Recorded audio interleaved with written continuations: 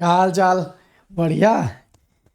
घड़ी ने कर दिया है दोपहर 1 बजे का इशारा और शुरू हो गया है प्रोग्राम हमारा। कैसे हैं आप? तो उम्मीद करता हूँ बढ़िया है, मस्त हैं, चकाचक है, बिंदास है, झक्कास है। तो जी, जनवरी चली गई है, माह फरवरी में हम लोग हैं।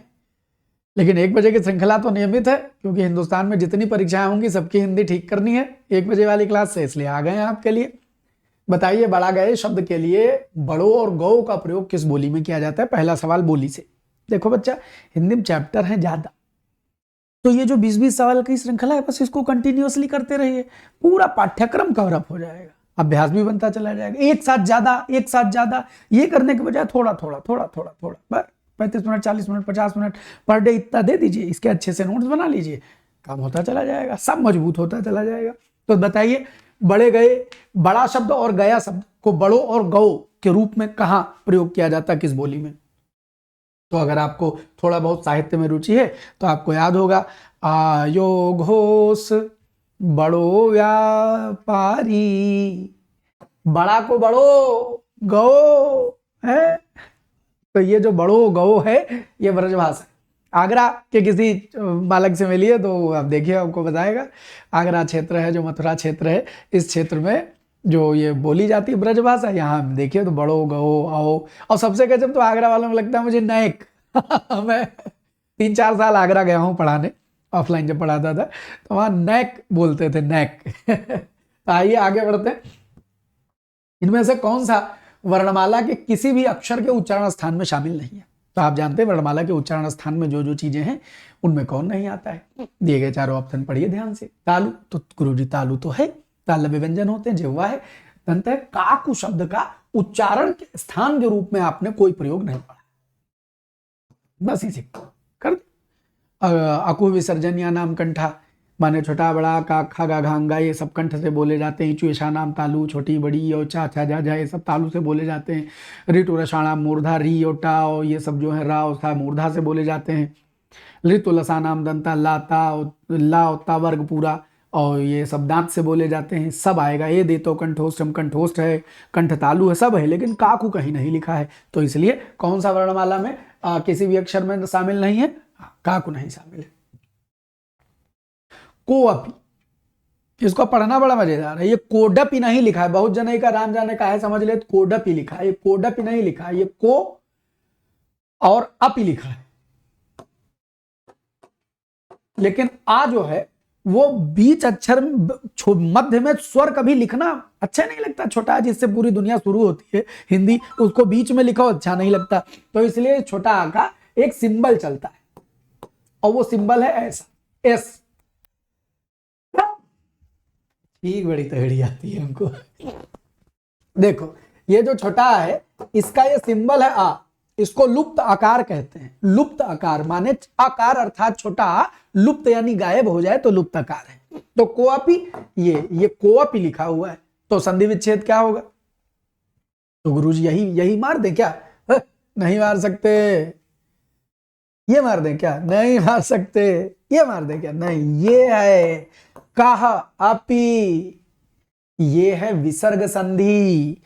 नियम है कि छोटा आ के बाद विसर्ग लगा हो और विसर्ग के बाद फिर छोटा आ हो, तो ये जो पहला वाला छोटा आ और विसर्ग है ये ओ हो जाता है, और ये जो बाद वाला छोटा आ है ये अवग्रह चिन्ह बन जाता है, माने ये बनेगा ओ।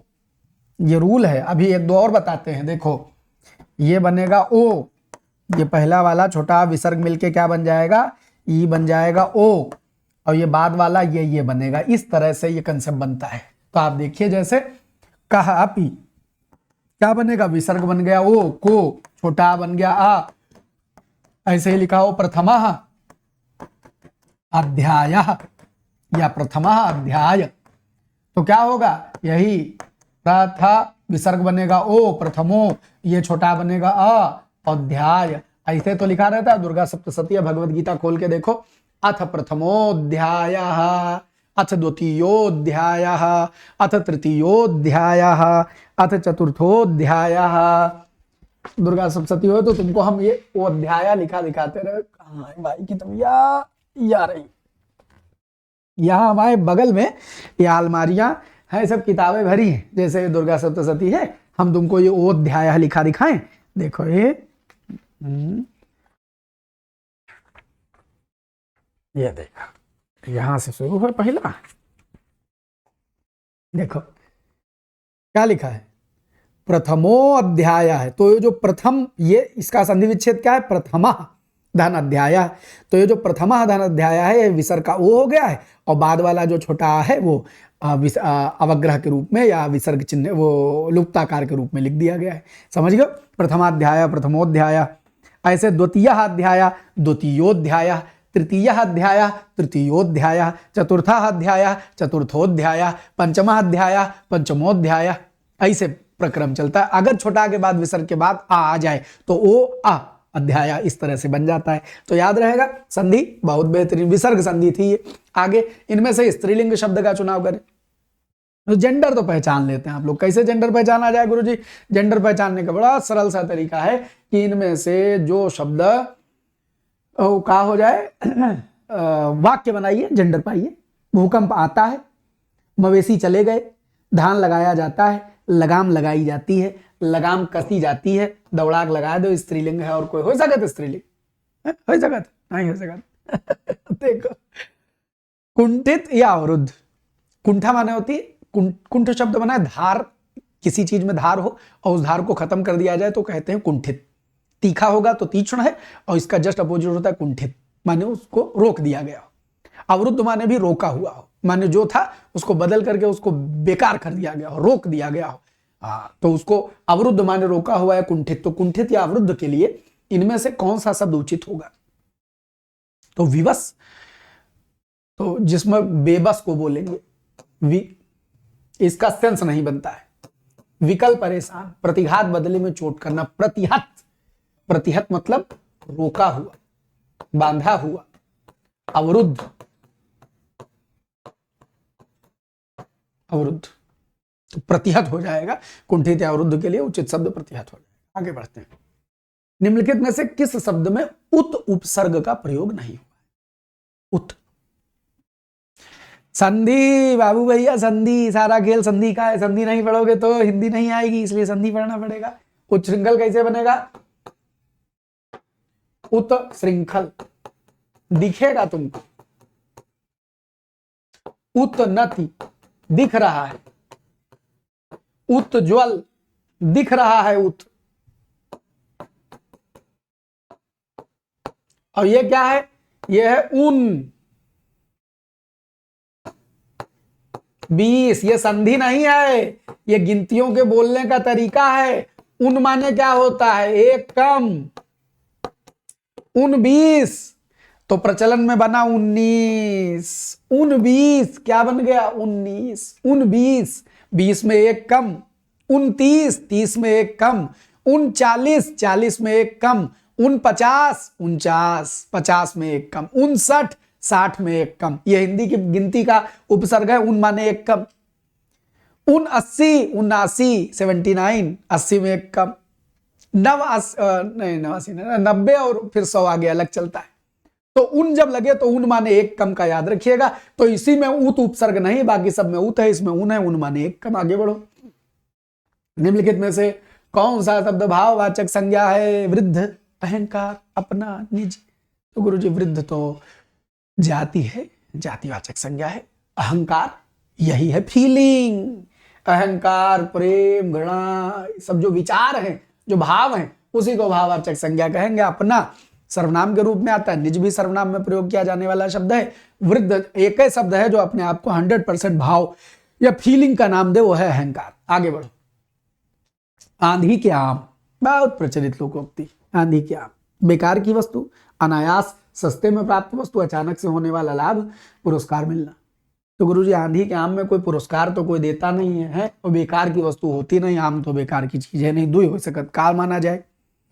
तो देखो आंधी के आम क्या होते हैं कि जब आम, सामान्य तौर पर आम का जो रेट चल रहा था, आंधी आवे गाँव में पहले, अब तो कहाँ, आप तो बाजार में आप खरीदते हैं, आप क्या जाएंगे आंधी का आम का सुख क्या जानेंगे। गाँव में जो उठी बाजारें लगती हैं, वहीं मंगर मंगर बाजार लगती है, बुध बुध बाजार लगती है, और या कोई बगिया वाला है, तो अब उसके यहाँ पता चला आंधी आई, और इस तरह ट्रकें गांव गांव जाके तब सामान नहीं खरीदती थी। गांव और उसके आसपास के लोग ही उसकी खपत करते थे। तो आंधी आई और खूब सारा आम गिर गया। अब वो क्या करेगा, रखे रखे सड़ाएगा क्या? तो वो उस दिन सस्ता कर देता था। आंधी के आम ज्यादा से गिर गए, आंधी आई खूब सारा आम गिर गया, तो उस दिन आम सस्ता बिकेगा। उसके बाद जो तोड़ तोड़ के बढ़िया मेहनत करके बेचता है तो महंगा महंगा बेच रहा है। अब अचानक गिरे सब तो सस्ता बेच दिया। तो भाव ये होगा यहां अचानक से होने वाला लाभ नहीं, आंधी के आम ले आए भैया जान लो, इसका मतलब अनायास बिना प्रयास के सस्ते में कोई वस्तु आप खरीद लाएंगे तो उसको कहेंगे आंधी के आम। कोई चीज बाजार में बहुतायत मात्रा में मिल रही हो, जब शुरू शुरू में आलू नया नया आता है तो बड़े दाम होते हैं, फिर जब सब जगह खुदने लगता है तो ले आम है आम। और ऐसे आम का शुरुआती रेट देखिए, महंगा 150 रुपया 200 रुपया बताते हैं, और उसके बाद 10-10 रुपया 10-10 रुपया 10-10 रुपया ऐसे बेच देते हैं। तो वो क्या है, जब चीजें ज्यादा बहुतायत में हो जाती हैं तो सस्ती हो जाती हैं। वही भाव है आंधी के आम माने अनायास सस्ते में प्राप्त वस्तु। संबंध बोधक अव्यय कौन सा है? आप जानते हैं व्याकरण के 8 पार्ट ऑफ स्पीच आपने पढ़े हैं, अंग्रेजी में भी पढ़े हैं जी। नाउन है, प्रोनाउन है, वर्ब है, और क्या कहते हैं एडजेक्टिव है, और कंजंक्शन है, प्रीपोजिशन है, और एक्सक्लेमेशन है, और एक प्रीपोजिशन। हाँ हो गया, मतलब 8 हैं वो आप जानते हैं। हिंदी में भी यही 8, संज्ञा सर्वनाम क्रिया विशेषण। तो संज्ञा सर्वनाम क्रिया और विशेषण ये 4 विकारी कहे जाते हैं और 4 अविकारी होते हैं, संबंध बोधक, समुच्चय बोधक, विस्मय बोधक और क्रिया विशेषण यानी एडवर्ब। तो हाँ एडवर्ब पीछे रह गया था अंग्रेजी में, तो एडवर्ब। तो बच्चा ये संबंध बोधक माने हिंदी में प्रीपोजिशन। आपको बताना है कि इनमें से कौन प्रीपोजिशन अव्यय है। तो आप देखिए यथासंभव, तो ये तो संपूर्ण अव्यय है, ये प्रीपोजिशन नहीं है। यथासंभव तो वाक्य के पहले जितना संभव हो सके तो 2 शब्द मिलाकर बनाया है। और जो है, और ये कंजंक्शन है, 2 शब्दों को जोड़ने का काम करता है। तथापि भी कंजंक्शन है, 2 शब्दों को जोड़ने का काम करता है। मोहन की अपेक्षा, सोहन की अपेक्षा, in comparison of Mohan, in comparison of Sohan, तो यही शब्द तो बनेगा संबंध बोधक। प्रीपोजिशन का भाव यही तो देगा कि कोई और देगा प्रीपोजिशन का भाव? नहीं गुरुजी अकेले यही देगा, तो संबंध बोधक अव्यय अपेक्षा हो जाएगा। ठीक, ये धीरे धीरे आ जाएगा, सारे अवयव समझ में आ जाएंगे। हाँ सब अवयव समझ में आ जाएंगे। एक साथ आपको पढ़ने की जल्दी हो, नहीं गुरुजी जल्दी पढ़ाओ तो गूगल प्ले स्टोर पर हिंदी भास्कर भाई अमरनाथ एप्लीकेशन डाउनलोड कर लें, उसमें एक आधार बैच है, सब पढ़ाया है उसमें, पढ़ डालो। All one day is covered there. अगला सवाल निम्नलिखित में, बाकी यहाँ धीरे धीरे मिलता रहेगा अभ्यास में, अभ्यास हेतु तो कौन थे सब आ जाएगा। निम्नलिखित पद्य में कौन सा रस है? अच्छा वैसे अगर आपको बस अपने भीतर एक बेसिक अप्रोच डेवलप करनी है तो इस चैनल पर एक लक्ष्य सीरीज है, फ्री सीरीज है, हाँ विदाउट एनी पेमेंट। आप जाइए प्लेलिस्ट खोजिए, उसमें से लक्ष्य सीरीज, उसमें chapter wise question answer discuss किए हैं, टॉपिक वाइज। आप एक बार उसको जरूर देखिए, तो उससे बेसिक सेंस डेवलप हो जाएगा। वो बेसिक सेंस आ जाएगा तो, और बाकी संधि ना पढ़ी हो, संधि इसी चैनल पर प्लेलिस्ट में जाइए, 3 क्लासेस स्वर व्यंजन विसर्ग संधि पूरी थ्योरी पढ़ाई है, संधि पढ़ लीजिए। अगर आपने ये 2 काम कर लिए तो हिंदी का बेस तो तैयार, फिर सवाल जवाब करने में मजा आएगा। आओ देखते हैं, रस बताना है। राग है कि रूप है कि रस है कि जस है कि तन है कि मन है कि प्राण है कि प्यारी है। तो गुरुजी इसमें वीर रस तो कहीं से नहीं लग रहा है, और इसमें कोई वात्सल्य की बात भी नहीं, कोई बच्चा बच्ची के प्रति प्रेम भी नहीं लग रहा है। इतना भवकाल से व्याख्या कर रहे हो तो किसी बच्चे को तो नहीं कहोगे। शांत रस में क्या होता है, प्रेम में फंसे हुए हो शांत लगाओगे, शांत तो नहीं लगाओगे।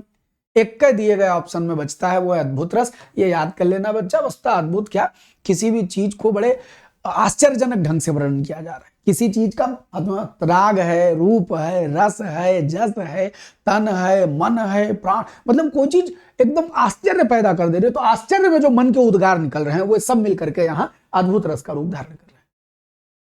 ठीक है, चले सवाल संख्या 11। निम्नलिखित में से भिन्न अर्थ वाले शब्द का चयन कीजिए, जिसका अर्थ भिन्न है, जो डिफरेंट है। कौन सा डिफरेंट है? तो आत्मजा, आत्मजा, आत्मा ने खुद से, जा माने जन्म लेने वाली यानी बेटी। नंदिनी बेटी, कन्या बेटी को कह सकते हैं, लेकिन भार्या तो किसी सूरत में नहीं कह सकते, क्योंकि भार्या कौन है? पत्नी है। भार्या कौन है? पत्नी। और पत्नी को क्या कह सकते हैं? पत्नी को वामा कह सकते हैं, पत्नी भार्या है। पत्नी दारा है, ये सब पत्नी।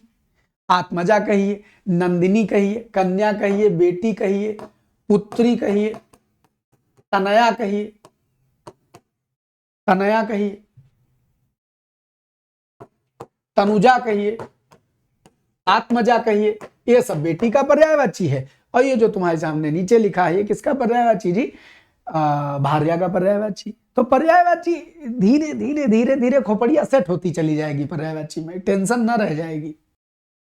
और पर्यायवाची का जो बेस्ट तरीका है वो ये है कि ये वाली तो करवे करो, रात 9:30 बजे की क्लास मत छोड़ो। वहां नए नए शब्द, क्योंकि 7 ही टॉपिक आर में आते हैं, उसमें पर्यायवाची महत्वपूर्ण है, तो वहां खूब पर्यायवाची बनाते हैं। और बाकी एक काम और करो, इसी चैनल पर पर्यायवाची नाम से एक क्लास मिलेगी आपको पुनर्वलोकन सीरीज में, और एक अलग से पर्यायवाची शब्द की क्लास मिलेगी। तो ऐसे स्क्रॉल कर लिया करो, कभी कभी ये चैनल एक्सप्लोर कर लिया करो, वो पर्यायवाची पढ़ लो तो ऐसे मास्टर हो जाओगे। चलिए, तो अगले सवाल पर बढ़ा जाए। सवाल संख्या 12। रसछंद अलंकार भी जरूरी है, सब परीक्षा में आ रहा है तो जरूरी ही है। प्रस्तुत हैं ये प्राण किंतु वह सह न सकेगा, इनको लेकर प्रिय शांति से रह न सकेगा। तरीका एक ही है, जो 4 ऑप्शन लिखे हैं उनकी धुन बनाओ। मंगल भवन अमंगल हारी, प्रस्तुत हैं ये प्राण किंतु वह सह। क्या चौपाई के धुन में आ रहा है? नहीं आ रहा है, तो चौपाई नहीं है। दोहा क्या होता है?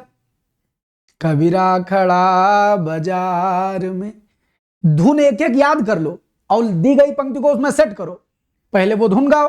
कबीरा खड़ा बाजार में, लिए लुकाठी हाथ, जो घर बार आपको, प्रस्तुत हैं ये प्राण किंतु वह सह न सकेगा। नहीं आ रहा है गुरुजी, दोहे की तरह नहीं आ रहा है। अब गुरुजी कहा बच्चा, अब बच्चा रोला और बरवै। बरवै जो छंद होता है, एक दिन हमने दोपहर 1 बजे की श्रृंखला में आपको बताया था एक दोहा लिख के कि चौपाई सोला चले। नहीं, कहां से है कि दोहा 13 से शुरू, सोरठ 13 अंत, चौपाई 16 चले, बरसत बरवै छंद ललित रे, लिख के बताया था। तो बरवै छंद में 12/7 मात्रा चलेगी, तो 19 मात्रा तो बड़ी छोटी मात्रा होगी, लाइन छोटी दिखनी चाहिए थी, तो बरवै भी नहीं लग रहा है। और मर्जी आवे तो गिन लो। हाँ, जब इस तरह के, जैसे जो आपके खांचे वाले आवे वो खांचे से, अब वो जो इनको गिनना हो तो गिन लो कि प्रस्तुत हैं ये प्राण किंतु वह सह न सकेगा। एक सर्च कर लेना छंद में मात्रा लगाने के नियम, एक 20-25 मिनट की क्लास है, वो आपको सर्च करने में मिल जाएगी, बड़ी जबरदस्त क्लास है, देख लो। तो मात्रा भी आनी चाहिए, मात्रा ज्यादातर तो ऑड मैन आउट हम लोग ऑप्शन में अपनी धुन से सेट कर लेंगे, लेकिन जहां आपको तनिक दुविधा हो वहां मात्रा भी गिन सकते हैं, कोई दिक्कत नहीं है। इनको लेकर प्री ये शांति से रह न सकेगा। ऊपर गिनो, 2, 2, 4, 2, 6, 2, 8, 2, 10, 1, 11, 2, 13, 1, 14, 2, 16, 2, 18, 2, 20, 2, 22, 2, 24 मात्रा, और नीचे भी आ रही 24 मात्रा, और इसकी पूरी एक लाइन 19 की बनेगी, तो बरवै तो है नहीं, चौपाई दोहक धुन में सेट नहीं हुआ। ठप्पा मार दो रोला। रोला एक सम मात्रिक छंद है जिसके प्रत्येक चरण में 24 मात्राएं होती हैं। इसकी कोई धुन मत बनाओ, जब तुम सबकी धुन पहचान जाओगे तो रोला अपने मन से बाहर दिखने लगेगा। रोला बाहर दिखने लगेगा, ठीक है।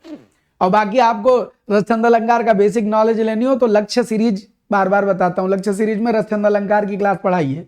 क्वेश्चन आंसर सॉल्व करवाते समय वहां ज्यादा सारे रस भी आ गया है, छंद भी आ गया है, तमाम प्रकार के छंदों का डिस्कशन हो गया है, तो वो दिमाग में बैठ जाएगा कि इसकी ये धुन है, इसकी ये धुन है, इसकी ये धुन है। वो क्लास देख लो, संग संग ये देख, दोपहर 1 बजे अभ्यास करते रहो, खोपड़ी में सेट हो जाएगा मामला। दारिद्र का विलोम इनमें से क्या है? दारिद्र बताओ भाई, दारिद्र का विलोम क्या है? तो दरिद्र जगह पास पैसा न हो। दारिद्र माने धन संपत्ति का अभाव, धन संपत्ति का अभाव यानी धन का न होना दारिद्र है। तो यश, यश तो नाम शोहरत है, संपत्ति रुपया पैसा है। वैभव, वैभव माने धन आदि का खूब होना, वैभवशाली जिसके पास खूब वैभव है, दारिद्र जिसके पास दरिद्री हो, कुछ पैसा रुपया न हो, शून्य हो धन वैभव संपदा से, तो उसको दारिद्र। वह भाव दरिद्र व्यक्ति गरीब को बोलेंगे और दारिद्र उस भाव को बोलेंगे, वो भाववाचक संज्ञा बना देगा कि जब दरिद्रता छाई रहेगी। दरिद्रता और दारिद्र एक है, तो वैभव इसका बेस्ट बनेगा, संपत्ति नहीं बनेगा। संपत्ति तो धन हो जाएगा। धन का ना होना दारिद्र है और संपत्ति का होना वैभव है, तो वैभव और दारिद्र ये भाववाचक संज्ञा के रूप में आएंगे। अंगद तू ही बालिकर बालक, उपजो वंश अनल कुल घालक। वैसे पूछा तो इसमें अलंकार गया है, कोशिश करिए अलंकार बताने की, लेकिन छंद भी आप बता सकते हैं चाहे तो बताइए, कमेंट हम सब पढ़ रहे हैं।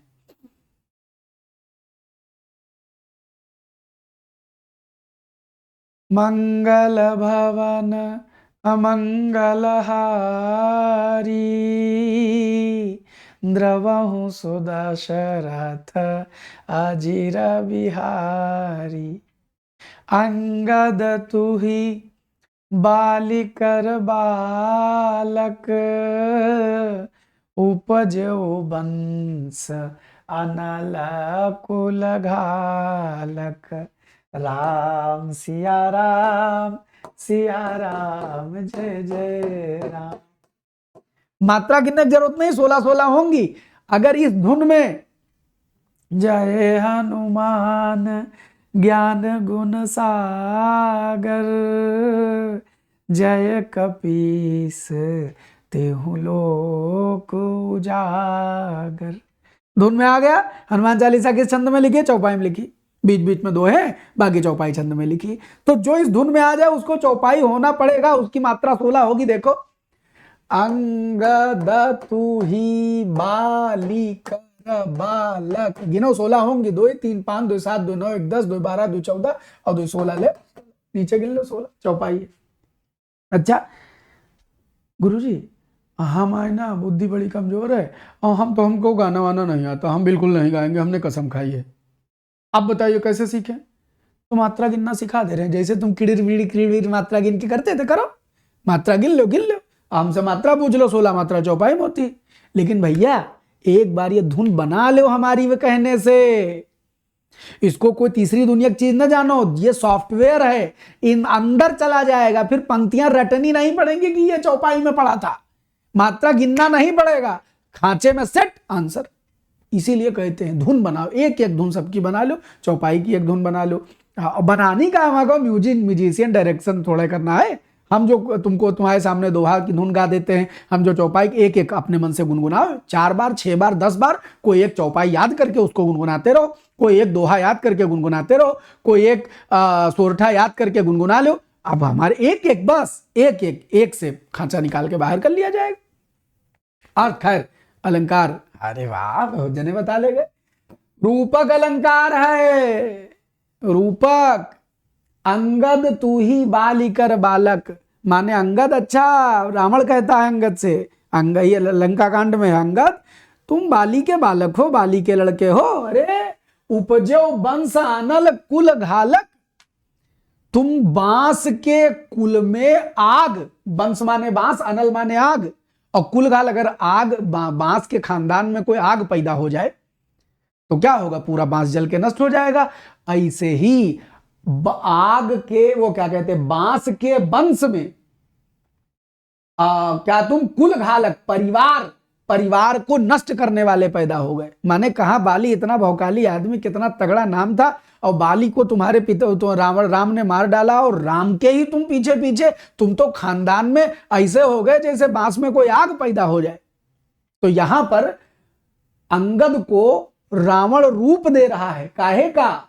बांस के वंश में आग पैदा हुई आग का रूप दे रहा है, बांस के वंश में पैदा हुई आग का डायरेक्ट रूप दे रहा है। ये नहीं कह रहा है कि अंगद तुम बाली के बालक हो, तुम अनाल के, वो क्या कहते हैं, तुम इनके समान, तुम बांस के कुल में आग के समान पैदा हो गए। समान नहीं आया, सा सी सो सम सदृश इम जिम सरिस समान नहीं आया, सीधे अंगद को बांस के वंश में पैदा हुई आग कह दिया रावण ने, इसलिए यह रूप कर देने से रूपक अलंकार होगा। श्लेष जहां एक शब्द में कई अर्थ निकले, ऐसा कुछ हो नहीं रहा है। उत्प्रेक्षा में मनु मानो जनु जानो मनहु जनहु आ जाता है, वो भी नहीं दिखाई पड़ रहा है। अतिशयोक्ति, किसी बात को बढ़ा चढ़ाकर कहना, बढ़ा चढ़ाकर कही गई बात नहीं है, तो रूपक लगाना पड़ेगा।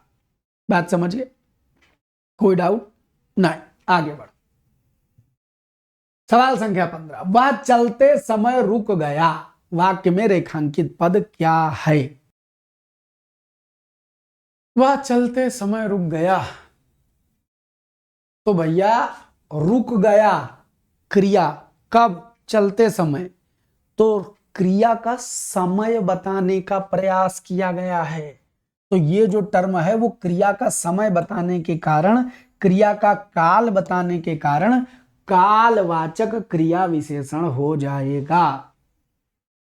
समझो, वह सुबह रुका, वह शाम को रुका, वह 5 बजे रुका, वो चलते समय रुका। टाइम बताने का प्रयास किया गया तो क्रिया का समय बताया जाए तो कालवाचक क्रिया विशेषण, और क्रिया का तरीका बताया जाए, धीरे धीरे से मेरी जिंदगी में आना। कैसे आना? धीरे धीरे आना। तरीका बताया जा रहा है ना, तरीका बताएंगे तो क्रिया विशेषण, रीतिवाचक क्रिया विशेषण। आओ, महेश खाना खाता होगा, वाक्य में कौन सा काल है? महेश खाना खाता होगा, वर्तमान तो बिल्कुल लग नहीं रहा है। क्या भविष्य लगा दें गुरुजी? भविष्य लगा दें? नहीं। अच्छा, एक मिनट। नहीं, वर्तमान भी हो सकता है भाई। एक बार ध्यान से सोचिए, जब आप कहते हैं खाना खाता होगा तो इस बात को याद करके मत बोलिए, अपने प्रैक्टिकल घटना से इमेजिन करिए। मान लीजिए आपका कोई मित्र महेश है, आपसे किसी ने पूछा महेश कहाँ है, तो आप कह रहे महेश खाना खाता होगा। तो जब तुम महेश खाना खाता होगा कह रहे हो तो तुमको ये नहीं लग रहा कि ये प्रेजेंट की बात है, खा रहा होगा या खाता होगा, ये फीलिंग ऑफ प्रेजेंट है कि नहीं है? आपसे किसी ने पूछा सर कहाँ होंगे, आपको मालूम है रोज 1 बजे गुरुजी पढ़ाते हैं, आपसे पूछे अमरनाथ सर कहाँ होंगे, तो आप क्या कहेंगे? अमरनाथ सर इस समय पढ़ा रहे होंगे या पढ़ाते होंगे। तो पढ़ाते होंगे या पढ़ा रहे होंगे, आप जब ये दोनों बातें बोलते हैं तो वर्तमान की बोल रहे होते। पढ़ाते होंगे ये फ्यूचर, पढ़ाएंगे ये फ्यूचर है। संभाव्य भूतकाल, भूतकाल में कोई संभावना होती नहीं तो संभाव्य भूतकाल वाजिब नहीं। अब कंफ्यूजन तो समझिए, ये खाली टेढ़ा किया गया सवाल। ये वर्तमान काल का जो रूप है वो है संदिग्ध वर्तमान। इसके 2 रूप होते हैं, खाता होगा और खा रहा होगा। ये दोनों रूप संदिग्ध वर्तमान होते हैं। और भूतकाल का एक संदिग्ध होता है, वो अलग होता है। भूतकाल का जो संदिग्ध होता है वो होता है खाया होगा। ये संदिग्ध का खेला था। आप हमसे पूछें गुरुजी वो आम कहाँ रखे हैं, या मम्मी से पूछो मम्मी मिठाई कहाँ रखी है, और मम्मी ने देखा मिठाई फ्रिज में नहीं है, तो छोटे भाई पर शक गया कि ये चुरा खा लिया होगा, तो मम्मी कहें इसी ने खा लिया होगा। तो सामने थोड़ा ना खाया, पहले निपटा दिया होगा, खा लिया होगा, तो ये पास्ट है। लेकिन मम्मी ने खाते हुए नहीं देखा था, इसीलिए मम्मी ने कहा खा लिया होगा, यानी भूतकाल का डाउट, तो उसको संदिग्ध भूतकाल कहते हैं। वर्तमान काल का डाउट है ये, खाना खाता होगा। आपने पूछा छोटा भाई कहाँ है, मालूम है रोज इतने बजे स्कूल से आ जाता है, और आप खेल रहे हैं मैदान में। किसी ने पूछा छोटा भाई क्या कर रहा होगा, कह रहे खाना खाता होगा इस समय, या खाना खा रहा होगा इस समय। तो खाता होगा, खा रहा होगा, आप सामने नहीं है, वर्तमान में डाउट है, तो उसको संदिग्ध वर्तमान कहते हैं। ये खाली खेलने के लिए खाली वर्तमान लिख दिया गया। बाकी अगर आप यहाँ संदिग्ध वर्तमान लिखे, संदिग्ध भूत लिखे तो और प्रिसाइज हो जाएगा। नहीं प्रिसाइज होगा तो भैया वर्तमान तो है ये, वर्तमान तो है ये। तो खाता होगा, खा रहा होगा, ये वर्तमान संदिग्ध, खाया होगा ये भूतकाल का संदिग्ध हो जाएगा। भविष्य में कोई संदिग्ध नहीं होता है, भविष्य में संभाव्य होता है। ईक्षण का अनेकार्थी इनमें से क्या नहीं? ईक्षण, ईक्षण, काल लक्ष्य सीरीज में पढ़ाया है, एक बार जाके पूरा काल देख डाले लक्ष्य सीरीज का। ईक्षण का अनेकार्थी क्या नहीं? प्लेलिस्ट है लक्ष्य, मैंने सिपाही परीक्षा होने वाली थी तो उसमें मैंने कंप्लीट सिलेबस का चैप्टर वाइज पैटर्न पढ़ा दिया था, को देख डाले। इच्छण का अनेक अर्थी क्या नहीं, तो इच्छण इच्छा दृष्टि को बोलते हैं। तो आपने किसी चीज पर दृष्टि डाली, इच्छण किया, आपने किसी चीज का विवेचन किया, इच्छण किया, आपने किसी चीज की जांच की, इच्छण किया। ईप्सा इच्छण नहीं है। ईप्सा क्या है गुरुजी? ईप्सा होती है इच्छा, ईहा, वांछा, कामना, ये सब समानार्थी, समान अर्थ देने वाले। ईप्सा है, इच्छा है, ईहा है, वांछा है, कामना है। ठीक, आओ जी आगे बढ़े। योग ऋण शब्द की पहचान करें। बेहतरीन सवाल। योग ऋण शब्द की पहचान करें।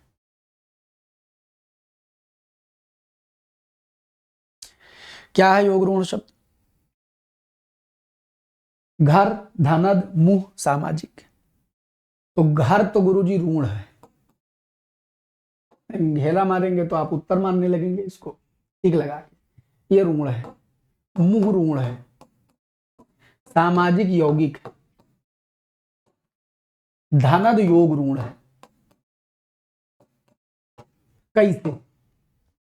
तो व्याख्या समझ लो। रचना या निर्माण के आधार पर शब्द तीन प्रकार के, ऋण, यौगिक, योग ऋण। ऋण माने वे जो अपने मूल रूप में हमेशा से प्रयोग किए जाते हैं, उनको तोड़ा नहीं जा सकता, तोड़ने के बाद वो बेमतलब हो जाते हैं, उनके सार्थक खंड नहीं किए जा सकते। जैसे घर को तोड़ोगे तो घा धन रा का मिलेगा, अचार डालोगे घाव रा का। घर को घर कहते हैं, ऋण है। मुंह, मुंह के लिए ऋण है। अच्छा, सामाजिक वे शब्द जो जोड़ करके बनते हैं, चाहे उपसर्ग उसमें जुड़े, चाहे प्रत्यय उसमें जुड़े, चाहे किसी संधि से बने, तो जो योग यानी जोड़ने से बने उनको यौगिक कहते हैं। तो सामाजिक प्रत्यय से जोड़ करके बना तो यौगिक कहते हैं। योग ऋण क्या होता है? इसमें दोनों शब्द हैं। योग माने जोड़े हुए और ऋण माने किसी अर्थ के लिए विशेष हो जाना, ऋण माने किसी शब्द के लिए फिक्स हो जाना। तो योग माने इनका निर्माण तो जोड़ने से हुआ। धन एक शब्द है, इसमें दा जोड़ा गया तो शब्द क्या बना? धनद। तो निर्माण तो योग से हुआ, लेकिन ये जो शब्द है ये सिर्फ और सिर्फ कुबेर के लिए प्रयोग किया जाता है। तो योग तो हुआ इसमें, लेकिन ये एक अर्थ के लिए विशेष फिक्स कर दिया गया, ऋण हो गया। तो ऐसे शब्द जिनका निर्माण तो यौगिक आधार पर हो किंतु प्रयोग ऋण अर्थ में हो, प्रयोग एक विशेष अर्थ में हो, ऐसे शब्दों को योग ऋण शब्द कहा जाता है। क्या कहा जाता है? योग ऋण। सभी सब्जियां ट्रक से भेजी गईं, सभी छात्र आए, ऑल स्टूडेंट कम। वाक्य में कर्ता क्या है? सभी है कि ट्रक है कि भेजी गई कि सब्जियां हैं? तो भैया कर्ता जिसके लिए कार्य किया गया, सभी के लिए नहीं किया गया, सब्जियों के लिए किया गया। सब्जियां वाक्य का करता है। All vegetables were sent by truck. जब तुम अनुवाद करोगे तो ऑल वेजिटेबल्स में जो वेजिटेबल है वो मूल करता है, उसके पहले आल, ऑल को आगे पीछे कुछ भी अभी सभी लगा सकते हैं, कुछ, सभी, ये सब तो अन्य रूपों में सर्वनाम के रूप में आएगा। मेन कर्ता, मेन सब्जेक्ट तो सब्जी रहेगी। तो सब्जियां ट्रक से भेजी गई में सब्जियां वाक्य का कर्ता हो जाएगा। सवाल संख्या 20।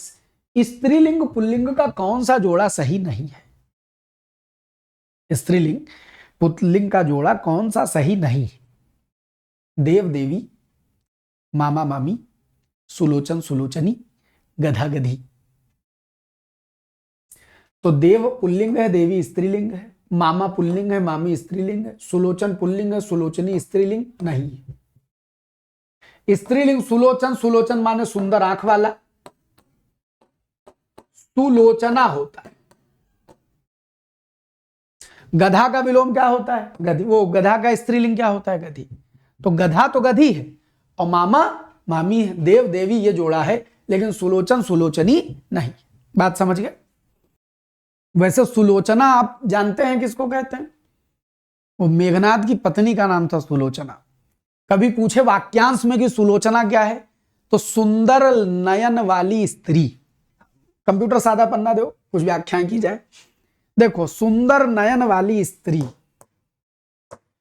या सुंदर नेत्र वाली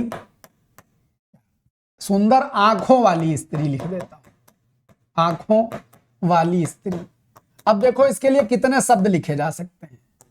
सु माने सुंदर, नयन वाली तो सुनयना कह सकते हो, सुंदर नयन वाली स्त्री।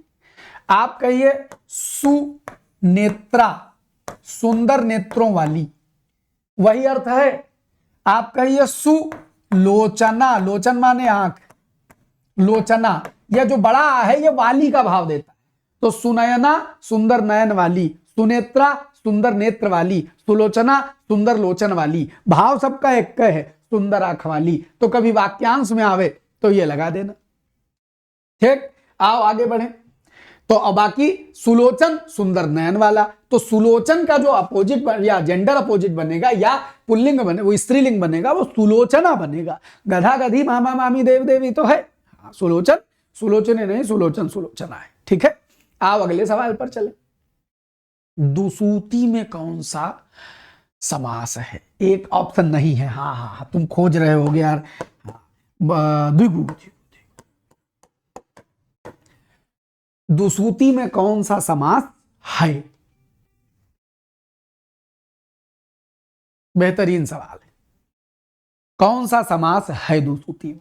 तो भैया जब दुसूती में खोजेंगे तो अव्ययी भाव नहीं है, कर्मधारय नहीं है, तत्पुरुष नहीं है, तो गुरुजी गिनती से शुरू हो रहा है तो क्या दुगु है? नहीं भाई साहब, इसमें दुगु भी नहीं है, इसमें बहुब्रीहि समास है। ऐसा कैसे? सुनो, दुसूती का अर्थ क्या होता है? दो सूत वाली, अर्थ ये निकलेगा। या बेसिकली दुसूती का जो अर्थ होता है वो होता है एक ओढ़ने का, कोई जो रजाई वजाई बनाई जाती है, एक परत नीचे एक परत ऊपर, बीच में कुछ डाल दिया जाए, तो इस तरह का कोई जो चादर वादर होती है, जो रजाई वजाई होती है, मतलब डबल कोटेड जो रजाई होती है, उसको दुसूती बोला जाता है। तो वे सब, इसमें क्या दो सूत, इसका क्या अर्थ है? दो सूत का समूह। देखो द्विगु से बहुब्रीहि का डिफरेंस समझना।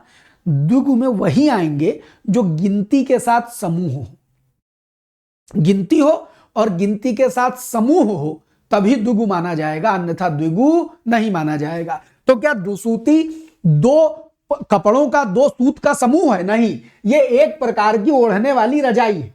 ठीक है, तो दुसूती का विशेष अर्थ निकलता है दो स्तर वाली रजाई, रजाई टाइप कह लीजिए, ओढ़ने वाली रजाई। ओढ़ने वाला कोई कपड़ा हो, रजाई हो, का चादर हो, तो ओढ़ने की रजाई, इसको दुसूती बोला जाता है। इसका कतई अर्थ नहीं है कि दो सूत का समूह, इसका मतलब है दो स्तर वाली रजाई, दो डबल कोटेड रजाई, तो उसको दुसूती बोला जाता है। ठीक, अब अगर गुरुजी ये हो गया तो बहुब्रीहि हो जाएगा। यहां इस बात को समझाना चाहता हूं, जैसे दशानन, दशानन रावण को कहते हैं, इसलिए बहुब्रीहि नहीं है। इसलिए बहुब्रीहि है क्योंकि ये द्विगु की कंडीशन को फॉलो नहीं करता। द्विगु की कंडीशन क्या होती है? द्विगु की कंडीशन होती है कि अगर हम कहें त्रिफला, तो ये तीन फलों का समूह है, हर बहरा आंवला। अगर हम आपसे कहें चतुर्युग, तो चार युगों का समूह है चतुर्युग। ये सब तो द्विगु हैं, लेकिन दशानन क्यों नहीं है? क्योंकि ये दशानन 10 खोपड़ियों का समूह नहीं है, दशानन एक रावण है।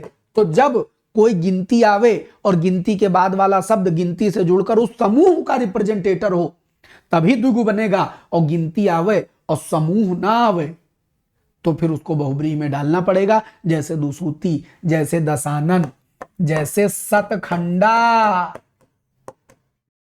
सतखंडा 7 खंडों वाली बिल्डिंग, एक बिल्डिंग सतखंडा। पहले सतखंडा महल होते थे राजाओं के, 7-7 मंजिला महल बनवा लेते थे, इससे ज्यादा का नहीं मिलता है। 7 खंडों वाली भी है, लखनऊ में एक सतखंडा बना हुआ है, चौक तरफ जाइए, अब तो खैर उसकी 3 खंडे बचे हुए हैं, गोल गोल बिल्डिंग है, वो टूट गई है, 3 या 4 दिखाई पड़ते हैं, उनका बाकी टूट चुका है। तो 7 खंडों का महल में बना था। जब बड़ा इमामबाड़ा घूमिए, छोटा इमामबाड़ा खोजिए, तो वहीं पर एक पिक्चर गैलरी है, पिक्चर गैलरी जाइए और वहीं बगल में सतखंडा बना हुआ है, वहीं घंटा घर बना हुआ है। ये सब आप आस ही पास है, सबका टिकट एक ही बार में लेकर के पूरा घूम डालिए, भूल भुलैया सहित। भूल भुलैया जो बड़ा इमामबाड़ा है, बड़ा इमामबाड़ा के जो ऊपर उसकी छत है, उसमें छोटे छोटे दरवाजे, आने जाने के रास्ते बने, उसी भूल भुलैया कहते हैं, कोई अलग चीज नहीं है। बड़ा इमामबाड़ा की छत को भूल भुलैया कहते हैं।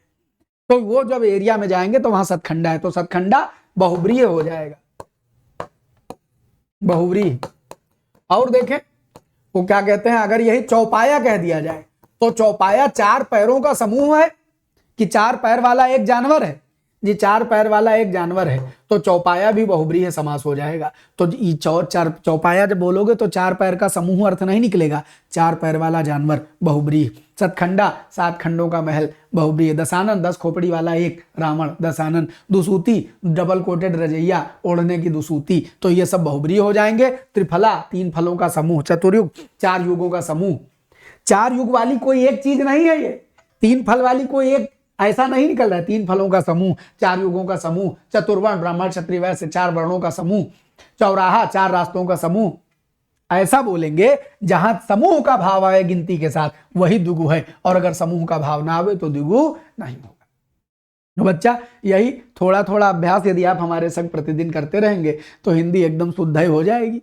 फिर कोई परीक्षा देने जाइए, यूपीपीएससी यही दे रहे हो, वो क्या कहते हैं SSS का कोई पेपर दे रहे हो, या उत्तराखंड या बिहार या राजस्थान का कोई पेपर दे रहे हो, मध्य प्रदेश का कोई पेपर दे रहे हो, कौनो परीक्षा दे रहे हो, हिंदी तो यही है। टीचिंग का कोई पेपर दे रहे हो, हिंदिया तो यही है, इसमें थोड़े ना बदलाव आ जाएगा।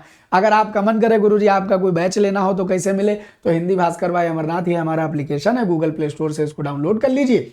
डाउनलोड करिए, वहाँ आरो का प्रीलिम्स का बैच है, आरो का मेंस बैच है, दोनों बैचेस अवेलेबल है। प्रेम से बैच ले सकते हैं आप। पीसीएस के मेंस बैच की बात करें तो पीसीएस का मेंस बैच ले सकते हैं। नैपुण्य बैच है यूपीपीसीएस मेंस के लिए, नैपुण्य बैच हमारा एप्लीकेशन पर है।